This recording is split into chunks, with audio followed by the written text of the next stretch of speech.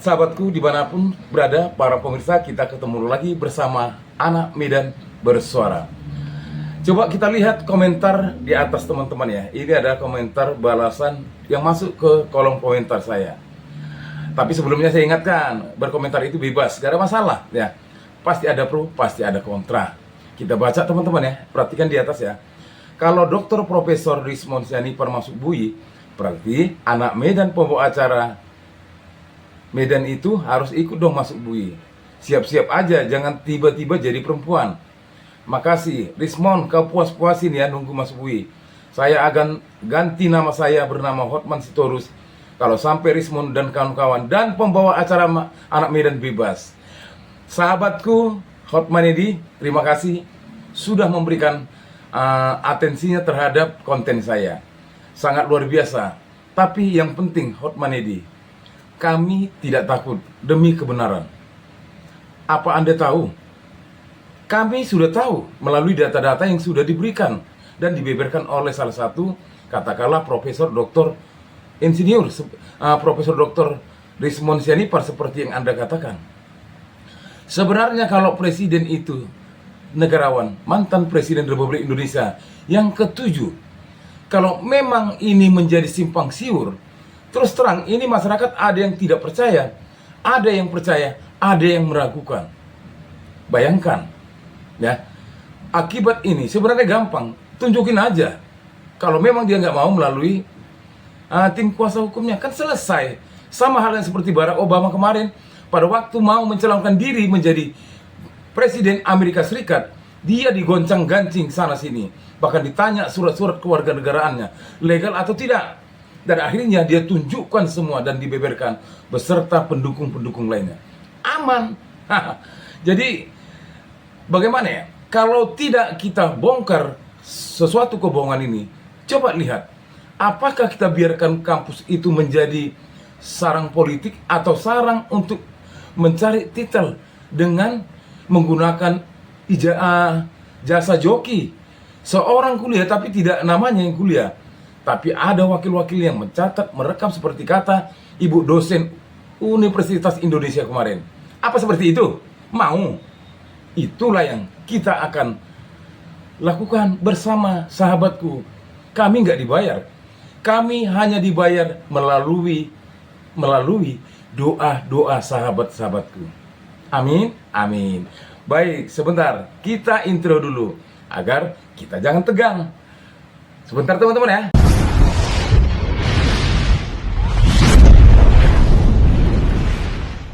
Kita lanjut teman-teman ya. Setelah tadi di prolog pertama, di komentar atau di konten saya ini, saya hanya mengingatkan sahabat-sahabat kita, silakan berkomentar, gak ada masalah ya. Tapi ingat, kebenaran itu memang pahit dan susah, perlu pengorbanan, baik waktu, spiritual, bahkan segalanya memang harus kita korbankan. Sama halnya ketika para nenek moyang kita yang berusaha untuk mengusir para penjajah dari bumi Indonesia ini, darah, nyawa yang menjadi taruhannya. Tapi kita bukan mengatakan hal yang demikian untuk saat ini. Hanya kita mengingatkan warga negara Republik Indonesia yang mungkin merasa itu benar adalah asli, dan mungkin merasa bahwasanya itu tidak asli, dan mungkin merasa masih bimbang. Kita tidak mau melakukan keributan, tidak. Tetapi kita mau menjaga marwah setiap mantan presiden. Indonesia sudah tercetak beberapa presiden, mulai dari Insinyur Soekarno, Pak Soeharto, begitu juga Abdurrahman Wahid, Habibie, Megawati, Susilo Bambang Yudhoyono, Pak Jokowi yang kita cintai, dan Pak Prabowo beserta wakil presidennya.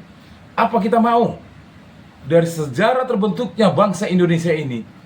Jikalau ini terjadi, bayangkan betapa malunya wajah-wajah Indonesia di mancanegara.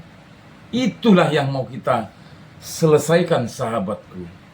Oke teman-teman, kita ke pembahasan inti ya. Pada waktu kemarin ya, tepat halal bihalalnya di kampus Universitas UGM, Ternyata dari sekian banyak orang, ya walaupun bukan jutaan, bukan ratusan ribu, hanya sekitar beberapa ratus orang, tapi itu sudah membuktikan kebersamaan, sudah membuktikan bagaimana agar kebohongan itu bisa dibongkar. Itu saja.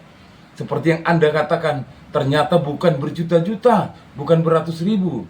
Tidak, sahabatku. Satu orang pun dari antara di Indonesia ini yang mengomentari, yang mengumandangkan tentang kebohongan, pasti kita bangsa Indonesia, warga negara Republik Indonesia tidak mau itu menjadi hal yang memburukkan buat masa depan bangsa dan negara. Jadi ternyata dari sekian banyak orang, hanya 3 lah yang diperbolehkan masuk oleh pihak UGM. Salah satunya Dr. Rismond Sianipar, Dr. Tipa, begitu juga Roy Suryo, ya.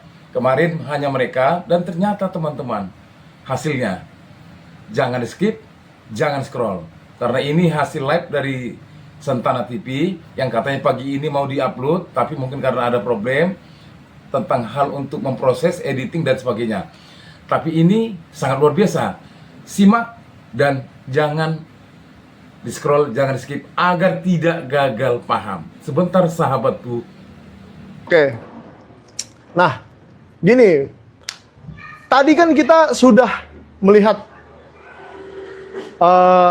bahwa di UGM itu ternyata hanya 3 orang yang bisa masuk. Termasuk Pak Rismond dengan Pak Roy Suryo yang sering di podcast Sentana, dan satu lagi Dr. Tifa. Nah, sebenarnya awalnya berapa orang sih yang pengen masuk itu? Harusnya kan ada TPUA yang ikut masuk. Kenapa nggak dikasih masuk? Jadi awalnya cuma 5 orang, ya. Terus tim TPUA bersurat supaya minta setidaknya 20 orang. Ya. Nah, tetapi tim TPUA sepertinya ada insiden yang membuat mereka delay. Ada kecelakaan di depannya, jadi delay mungkin 6 jam. Akhirnya tidak datang tepat waktu di jalan, ya. Jadi yang akhirnya cuma kami bertiga. Saya, Dr. Roy Suryo, dan Dr. Tifa. Nah, ternyata di dalam itu sudah banyak orang. 16 orang ya kata Pak Roy Suryo. Kalau saya sih belasan sampai 20 mungkin gitu ya. Tapi exactly kayaknya dihitung Pak Dr. Roy Suryo 16. Nah, di situ termasuk ada siapa, Pak? Wakil rektor, ada 2 orang kalau nggak salah, terus pejabat-pejabat lainnya. Terus sisanya di barisan belakang, 2 baris mereka. Di barisan belakang itu ada teman-teman alumninya. Gitu loh. Saya bingung ngapain mereka ada di pertemuan itu kan? Ya. Kita bingung. Sebenarnya mereka nggak berhak sebenarnya dari situ. Ya. Mereka kan tidak mewakili UGM, bukan fakultas atau dosen atau apapun. Kan mereka tidak ada di kapasitas itu. Memangnya mereka mengatakan apa tadi, Pak, di pertemuan itu? Ya. Yang katanya teman-teman sekelasnya. Seperti biasalah pengakuan bahwa Pak Jokowi itu bla bla bla, teman kuliah bla bla bla, wisuda kuliah segala macam. Ya testimoni lah seperti yang pernah ada di di keterangan mereka sebelumnya. Tidak ada yang baru lah, hal baru. Jadi kita pada saat saya lanjutkan ini. Pada saat kita minta itu kan karena Profesor Markus dari hukum pidana ya, Universitas Gadjah Mada itu kan mengatakan ada 34 dokumen yang mereka miliki. Tapi sampai saat ini ya tidak. Tadi ya nggak ada apa-apa, tidak nol. Ditunjukkan. Nggak ada apa-apa, nol. Katanya nol. Ada kartu mahasiswa, hasil ujian, hasil studi, hasil ujian. Nggak ada itu. Nggak ada. Satu pun tidak ditunjukkan. Apa yang ditunjukkan ya cuma si Joko Widodo itu pun nggak siap di depan. Harus dicari dulu. Diminta sama Dr. Roy Suryo karena dia ingin mengkonfirmasi apa yang saya lihat. Ya. Jadi diambil itu, dicari dulu skripsi Joko Widodo, ya.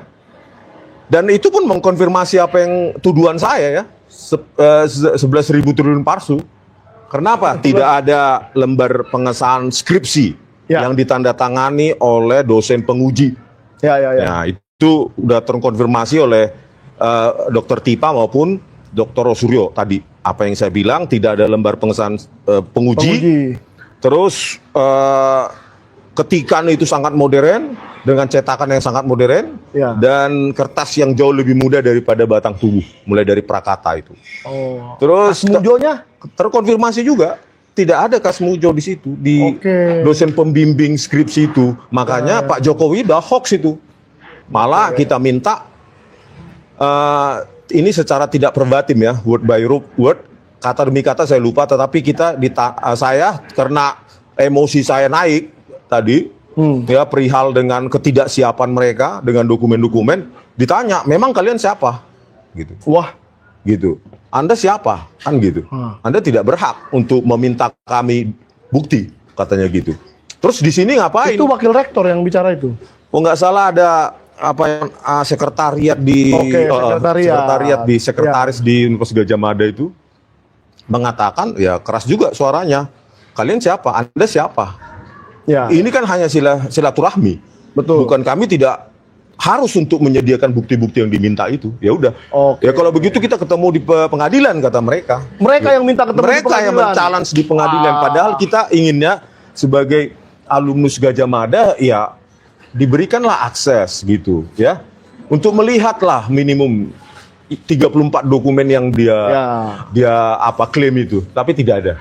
Oke. Nol. Kalau Ada itu kemarin kali. tadi di pertemuan itu adalah seseorang yang katanya teman alumninya itu mengatakan bahwa Joko Widodo itu KKN kuliah kerja nyata di Kabupaten Boyolali, Kecamatan X, Desa X. Siapa yang percaya? Di orang situ buta terkonfirmasi bahwa 34 dokumen yang diklaim itu pun tidak ada catatan akademik tentang kuliah kerja nyata Joko Widodo dan itu masih sedang dicari dan dan mereka dengan ketidaksiapan berkas tersebut mengklaim bahwa UGM bekerja berdasarkan evidence based. Evidence gak ada di meja itu kosong. Gitu loh. Terus ditanyakan kami, apa hak kalian untuk pembuktian ini kan silaturahmi katanya halal bihalal. Astagfirullahaladzim. Emang banyak pendosa mereka di situ. Dan dijawab maaf Pak, dijawab itu oleh Pak Roy Suryo tadi bahwa ini adalah keterbukaan informasi publik yang undang-undangnya sendiri dibuat oleh panselnya yaitu ketuanya Bapak Roy Suryo waktu dia di DPR dulu. Jadi jangan UGM berkelit bahwa tidak usah, kita tidak perlu ngasih ini silaturahmi apa itu tidak valid lah. Dan kemudian ada apa? Katanya juga, ini misi katanya ya.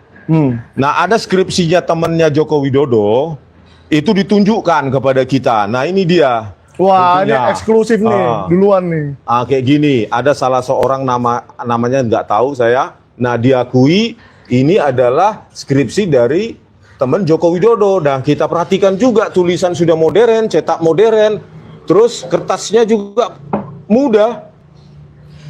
Ini diakui dan lihatlah kosong semua kecuali tanda tangan pembimbing. Oh, pembimbingnya itu Pembimbing doang. Ini skripsi apaan ini? Simon. Insinyur Hasan Simon. Dekan nggak ada, penguji nggak ada. Ini kan bukan skripsi dan inilah yang hal baru yang disajikan kepada kita. Siapa yang bisa percaya seperti ini? Emang dikira kali Bapak ini tim itu orang bodoh. Iya, dia nggak bodoh. Semua asli orang ini. Begitu semua. loh. Inilah yang diberikan. Dan kita lihat ini Times New Roman juga yang nggak ada tahun 1985 Nah, ini. kita besarkan ya, ini Times New Roman asli nih. Gimana Gitu masih loh. bisa dibilang katanya Times New Roman itu ada sejak 1930 katanya. Wah, jangan ngarang-ngarang lah.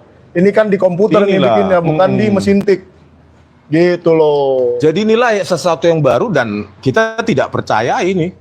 Gitu loh. Berikut juga dengan yang sebelumnya kan skripsi-skripsi yang yang kong juga lembar pengesahannya ya. Saya cari dulu di mana itu. Nah, ini kan sama dengan yang kita lanjutkan ditampilkan dulu. itu. Nih, coba besarkan Bang. Itu kan kosong semua dan pakai ada Ini nih, siapa Joko itu? Widodo lulus 1985. Kan kosong, yang teman-teman yang lain kosong. Coba digeser. Yang atasnya juga kosong. Yang ngaku Sebelah kiri, Edi Inilah. Trianto kosong. Ini kenapa kosong semua ya? Ini tadi tidak bisa dijawab sama sekali, nggak bisa dijawab. oleh UGM. Waduh, padahal mereka sudah mengerahkan 16 orang. Katanya mereka bekerja berdasarkan evidence, bukti. Ya. Saya tuntut ini kenapa ini bisa lulus, nggak bisa jawab. UGM. Sekelas UGM nggak bisa jawab ini. Salah satu yang saya bilang tadi di dalam itu, Sigit Harwinarto, lulus kehutanan 1985. Datang dia tadi, Pak? Nggak ada. Oh, nggak Dan datang ini ya? kosong, lembar pengesannya kosong, tidak ada tanda tangan penguji, pembimbing, baik dekan, dan dia sekarang sudah profesor di Universitas Mula Warman, Kalimantan Timur, profesor doktor. Skripsinya kosong begini, dan dia dirjen atau ex-dirjen planologi Kementerian Lingkungan Hidup dan Kehutanan, dan dia komisaris Inalum, Wah, PT Inalum, waduh, komisaris Pupuk Kaltim. Wah. Begini skripsinya, bagaimana ini? Berarti bukan Dirut Tobabara Energi aja yang bermasalah di kasus ini ya? Makanya saya tuduh ini didaur ulang, direproduksi sehingga lembar pengesahannya sama dengan punya Joko Widodo. Oke. Nah, bagaimana pendapat teman-teman setelah melihat penampilan video tadi ya? Video eksklusif dari TV Sentana dengan saudara Rismon Sianipar beserta ada bapak kita Marga Sinaga kali ya kalau tidak salah. Sudah dibeberkan kan? Sudah jelas? Gak main-main? Saya yang jadi stres. Waduh, mau dibawa kemana ya negara kita ini? Bahkan mereka yang ada katanya di situ skripsinya sudah mempunyai jabatan-jabatan yang tinggi. Wow, teman-teman, saya dapat kabar nih ya. Hari ini katanya ada kunjungan wisata ke rumah Pak Jokowi. Saya nggak bisa upload. Tak kenapa ya dari Tribun. Saya nggak bisa upload. Kita hanya bisa dengar ya. Nanti apabila sudah selesai mungkin kita stop nanti Oke, sampaikan terima kasih. Nanti ya satu orang nanti ada Pak Pamdes yang mengawal. Iya, mungkin silakan. Silakan.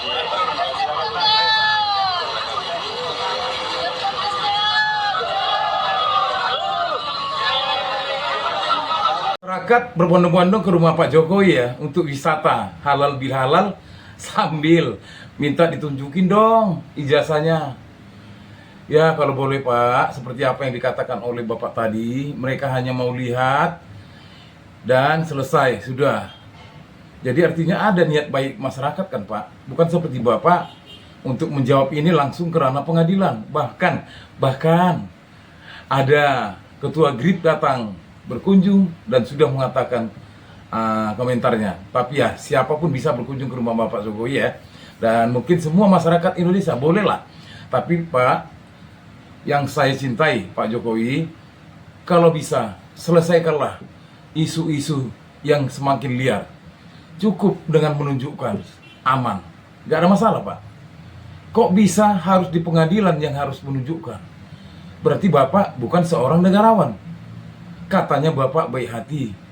Apa Bapak mau masyarakat Indonesia ini berbondong-bondong masuk penjara hanya karena ingin melihat, membuktikan, membenarkan ijazahnya Bapak? Ayo, bagaimana teman-teman? Tulis di kolom komentar. Begitu juga teman-teman kami yang masih belum percaya juga. Silakan komentar. Salam perjuangan. Hidup rakyat Indonesia. Merdeka, merdeka, merdeka.